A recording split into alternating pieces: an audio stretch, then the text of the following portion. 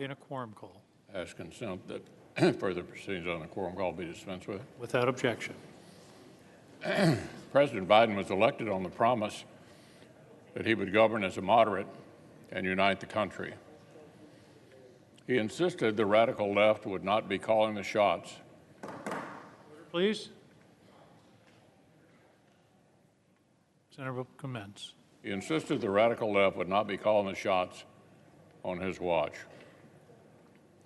But when it came to one of the most consequential decisions a president can make, a lifetime appointment to our highest court, the Biden administration let the radicals run the show. With Washington Democrats in power, the far left got the reckless inflationary spending they wanted. The far left has gotten the insecure border they wanted. And today, the far left will get the Supreme Court justice they wanted. The fringe activists who demand partisan court packing, attack the justices, and describe our Constitution as trash made up their minds from the start of this administration. If a Supreme Court vacancy should arise, they wanted one nominee and one nominee only, Judge Jackson. They spent dark money to promote this person specifically. They pushed her for the D.C. Circuit. Then they badgered Justice Breyer to quit. In February, one of these groups announced Judge Jackson would be the nominee before President Biden actually did make the announcement. So think about that for a moment. The Senate has examined Judge Jackson's qualifications with the seriousness and vigor that a lifetime appointment deserves.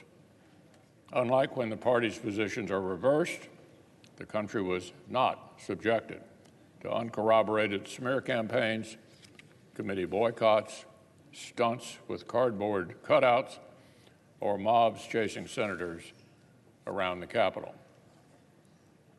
Now, a few of our Democratic colleagues seem to have decided in advance they would claim that Judge Jackson was treated shabbily.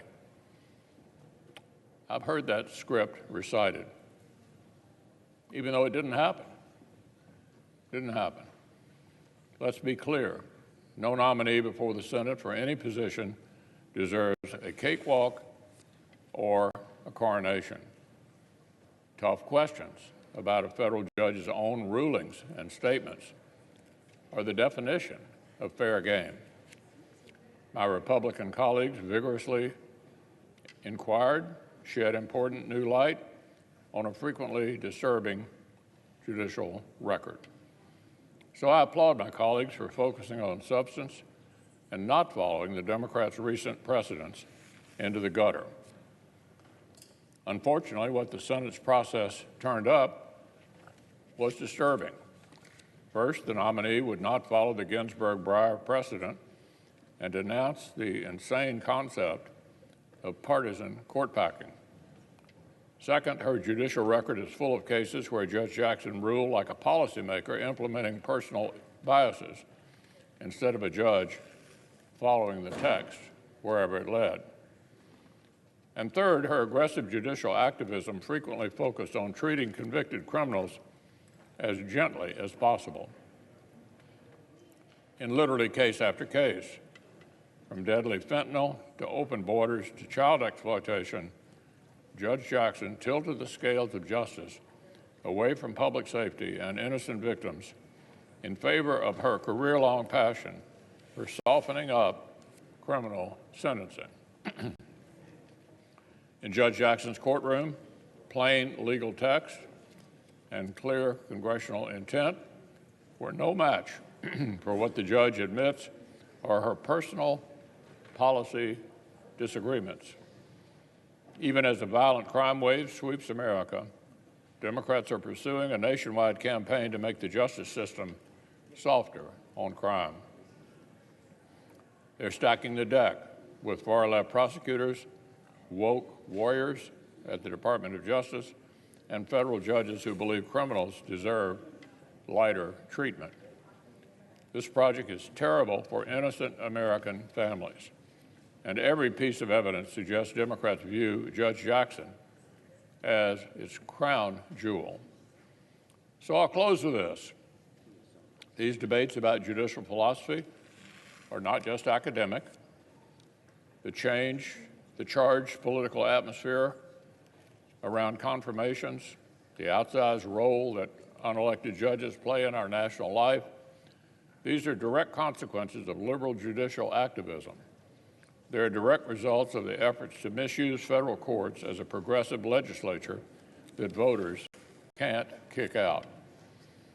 A republic of self-serving citizens should not spend every June watching with bated breath to see if 5 or 6 lawyers will hand down sweeping policy changes with zero basis in the written Constitution.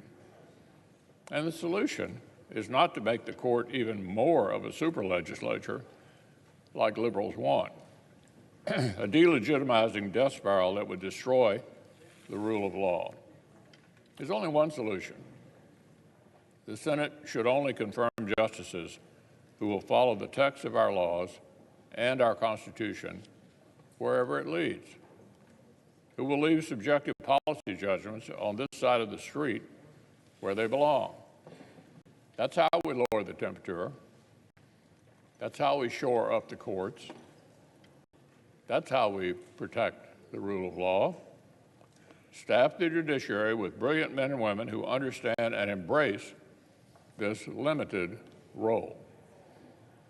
No other road leads anywhere good for our great nation.